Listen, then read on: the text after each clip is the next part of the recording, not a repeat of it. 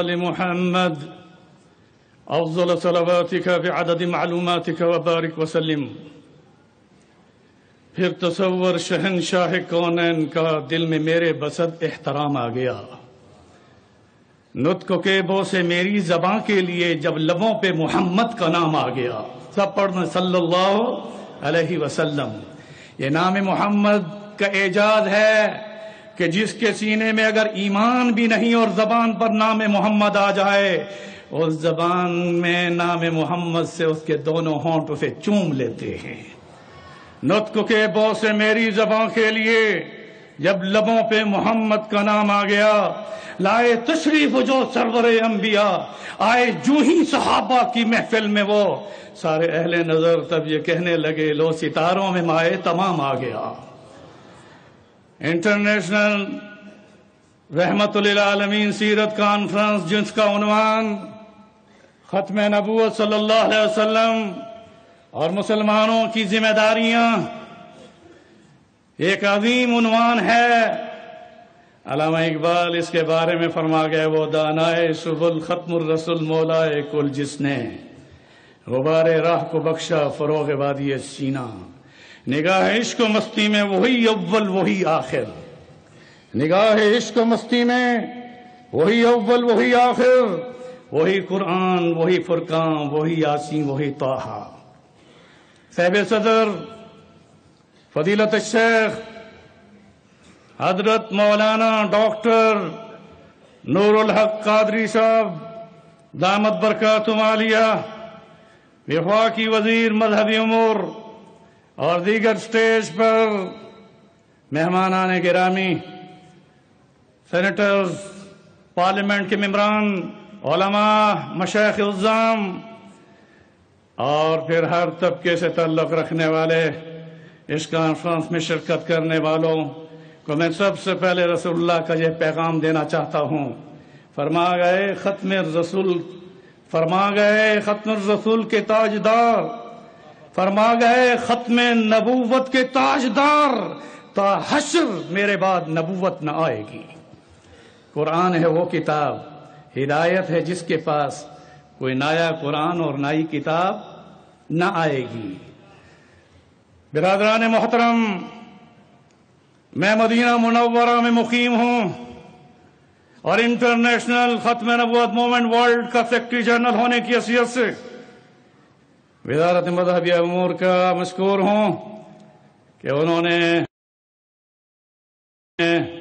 اس موضوع کی مناسبت سے مجھے اسٹیج پر آپ سے مخاطب ہونے کا موقع دیا، اور میں ان کی وزارت مذہبی امور کا نیشنل علماء مشائخ کونسل کا ممبر بھی ہوں۔ اس موقع پر ڈاکٹر نور الحق قادری صاحب، جو روحانی اور اپنے علمی شخصیت کے مالک بھی ہیں اور اس منصب پر بڑے خوبصورت نظر آتے ہیں، میں آپ تمام اس کانفرنس بنا کر پیش کیا گیا اور ریاست پاکستان کے پارلیمنٹ کو، سپریم کورٹ کو اور تمام پاکستان کے اداروں کو میں مبارکباد دیتا ہوں کہ جو فیصلے ریاست مدینہ میں رسول اللہ نے فرمائے اس کو آپ نے اپنے آئین اور دستور کا حصہ بنایا۔ سوال ہوتا ہے کہ 100 آیات پر ختم نبوت کے دلائل، 200 احادیث پر مبنی، میں زیادہ تشریح میں نہیں جانا چاہتا۔ میں نے لندن کی انٹرنیشنل ختم نبوت کانفرنس میں یہ بات رکھی تھی تو کسی نے مجھے ایک رکا بھیجا کہ ختم نبوت پر کیا رسول اکرم صلی اللہ علیہ وسلم کا عدالتی فیصلہ ہے؟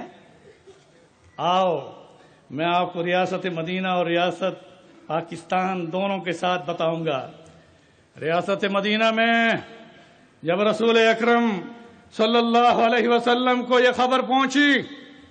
کہ یمن میں ایک شخص اسود انسی ہے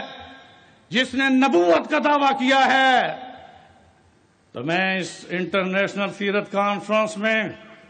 آپ کو رسول اللہ کی عدالت نبوی کا فیصلہ سناتا ہوں۔ آپ نے فرمایا کہ میرے بعد اس نے جو نبوت کا دعویٰ کیا ہے اس کا سر اس کے تن سے جدا کر دیا جائے۔ یہ فیصلہ نبوی ہے عدالت کا، مگر میں یہاں ایک وضاحت کر دوں گا، میں ایک ذمہ دار آدمی ہوں کہ ختم نبوت پر ڈاکہ ڈالنے والا مدعی نبوت یا شاتم رسول، اس کی سزا قتل تو ہے، مگر علماء اور عوام کے ہاتھ میں وہ سزا نہیں۔ عدالت نبویہ نے بتایا کہ حکومت وقت پر واجب ہے کہ وہ سزا جاری کرے۔ ہماری ذمہ داریوں میں ہم ختم نبوت کے کورس کروا سکتے ہیں، علماء ختم نبوت کے کورس کرائیں۔ مجھے بڑی خوشی ہے اس وقت یونیورسٹیز کے بڑے بڑے پروفیسر ڈینز بیٹھے ہیں، یہ اپنے نصاب میں طلباء کو آشنا کرائیں۔ میں بڑے افسوس کے ساتھ بتانا چاہتا ہوں کہ قادیانی نے، غلام احمد قادیانی نے 1899 میں جب نبوت کا دعویٰ کیا تو اس کے نبوت کے دعوے پر کسی سکھ نے اسے نبی نہیں مانا، کسی یہودی نے اسے نبی نہیں مانا، کسی عیسائی نے اسے نبی نہیں مانا۔ وہ پنجاب کا رہنے والا ضلع گرداسپور تحصیل پٹالہ موضع قادیان کا وہ شخص جو سیالکوٹ اور لاہور میں بھی رہا، مگر افسوس ختم نبوت میں ہماری کیا ذمہ داری ہونی چاہیے۔ میں دنیا میں کینیڈا، امریکہ اور یورپین کنٹری میں جہاں گیا ہوں، جہاں پر بھی قادیانیوں کے مرکز ہیں، وہاں پر اسی ناشنائی کی وجہ سے ہمارے نوجوان ارتداد کا شکار ہو کر رسول اللہ کی ناموس رسالت ان کے ذہنوں میں سے نکل گئی، اور وہ ناشنا ہو کر مدینے کی سرکار سے نکل کر قادیان کے کنجر خانے میں چلے گئے۔ میں بتاؤں گا کہ عدالتی فیصلہ یہ حکومت وقت پر واجب ہے، اس لیے میں اس موقع پر ایک اور بھی دلیل دوں۔ جب مسیلمہ کذاب نے نبوت کا دعویٰ کیا تھا تو رسول اللہ صلی اللہ علیہ وسلم کی حیات طیبہ میں کیا تھا، اور آپ نے فرمایا تھا اِنَّهُ سَيَكُونَ فِي أُمَّتِي 30 كَذَّابُونَ دَجَّالُونَ، میرے بعد 30 کذاب دجال آئیں گے، مگر اسود انسی ہو یا مسیلمہ کذاب ہو، رسول اللہ کی حیات طیبہ میں ان لوگوں نے نبوت کا دعویٰ کیا۔ اب یہاں پر بھی میں اس موقع پر بڑا خوبصورت جملہ دینا چاہتا ہوں، اور وہ یہ ہے کہ کسی صحابی نے یا کسی شخص نے قانون کو اپنے ہاتھ میں لے کر اس کو کیفر کردار تک نہیں پہنچایا، بلکہ اس وقت کی خلافت خلیفہ اول خلیفۃ الرسول حضرت ابوبکر صدیق رضی اللہ تعالی عنہ نے اس فریضے کو سر انجام دے کر یہ ثابت کیا۔ وزیر اعظم عمران خان صاحب، آپ مبارکباد کے مستحق ہیں کہ اسلامی ریاست مدینہ کو فالو کر رہے ہیں، اور اس مدینے کی ریاست میں خلافت کا پہلا اجماع اس پر ہوا کہ جس نے نبوت کا دعویٰ کیا اس کے لیے مدینے سے لشکر گیا۔ اس کے لیے کہاں سے لشکر گیا؟ آپ تاریخ کو نہیں جھٹلا سکتے۔ رسول اکرم صلی اللہ علیہ وسلم کے بعد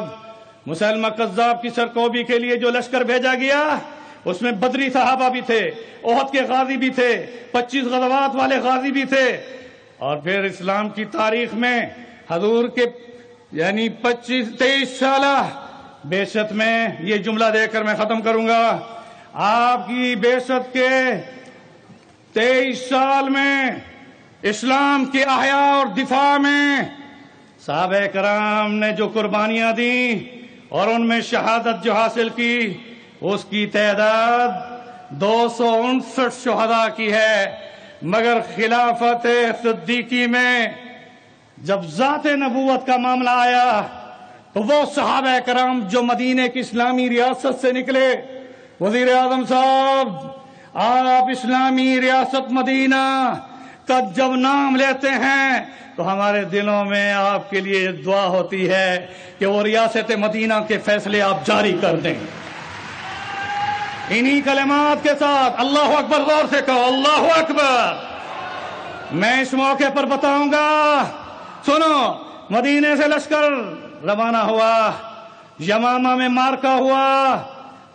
پوری تاریخ 23 سالہ بعثت میں رسول اللہ کے ہاتھ میں جب جہاد کا جھنڈا تھا، ریاست مدینہ کی سربراہی تھی، اس میں تو 259 صحابہ کرام اسلام کے لیے شہید ہوئے، مگر ختم نبوت اور ذات نبوت پر 1200 صحابہ شہید ہوئے۔ اس موقع پر آپ کو احساس دلا رہا ہوں کہ ایک مارکہ ختم نبوت جو مسیلمہ کذاب کے خلاف لڑا گیا، اس میں مسیلمہ کذاب کو حکومت وقت کے فیصلے کے ساتھ کیفر و کردار تک پہنچانے میں 1200 صحابہ شہید ہوئے۔ میں پھر ان کلمات کے ساتھ ہماری ذمہ داریاں وزیر اعظم صاحب یہ ہیں کہ ہم عوام کو ختم نبوت کا شعور عطا کریں، ہم یونیورسٹیز میں تعلیمی اداروں میں ختم نبوت کا شعور دیں، مگر آپ کی ذمہ داریوں میں یہ بات آئے گی کہ جو ریاست مدینہ میں قانون بنے، اور مبارک ہو اس ملک کے دستور میں 7 ستمبر 1974 میں قادیانیوں کو ان میں بیٹھے ہوئے وہ ممبر موجود ہیں، یہ اسلام آباد ہے، اس ایوان میں اور وہ یہاں پارلیمنٹ میں قادیانیوں کو غیر مسلم اقلیت قرار دے کر مدینے کی ریاست کو دہرایا گیا۔ اس طرح سے انہی کلمات کے ساتھ میں وزیر اعظم پاکستان سے درخواست کروں گا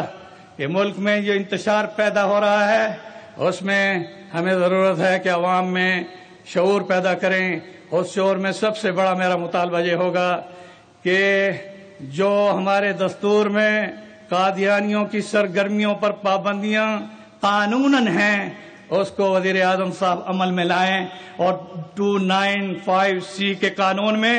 شاتم رسول کی جو سزا ہے اس کو نافذ کریں۔ ہم ان کے ساتھ ہیں، ہماری دعائیں ان کے ساتھ ہیں۔ اسلامی ریاست پاکستان ہو یا مدینہ ہو، مدینہ کی سرکار نے مدینہ منورہ میں اور پاکستان میں قائد اعظم نے مدینہ طیبہ کے نام پر پاکستان بنایا۔ آج آپ اس کے وارث ہیں، ہم آپ کو خراج تحسین کے ساتھ اپنا تعاون دلاتے ہیں۔ وآخر دعوانا ان الحمد للہ رب العالمین۔